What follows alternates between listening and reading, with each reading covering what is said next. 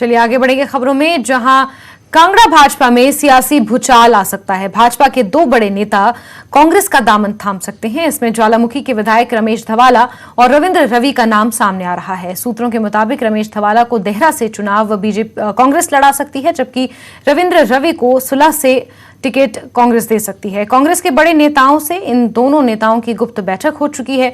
रविंद्र रवि दिल्ली में कांग्रेस नेताओं से भी मिल चुके हैं। वहीं रमेश धवाला ने कांग्रेस प्रदेश अध्यक्ष प्रतिभा सिंह से मुलाकात की है। दोनों नेता इस हफ्ते के अंत में या अगले हफ्ते में कांग्रेस में शामिल हो सकते हैं।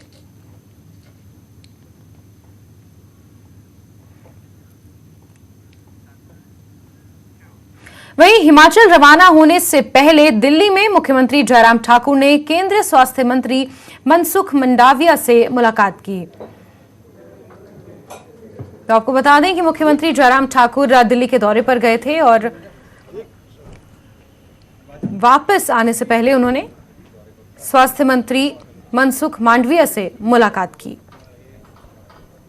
ओपीएस एक इशू है कर्मचारियों के बीच में, जिसको हम भी बड़े सम्मान के साथ उनकी बात को सुनते हैं कर्मचारियों की, क्योंकि कर्मचारियों का एक बहुत महत्वपूर्ण रोल है हिमाचल प्रदेश में विकास के लिए, काम के लिए।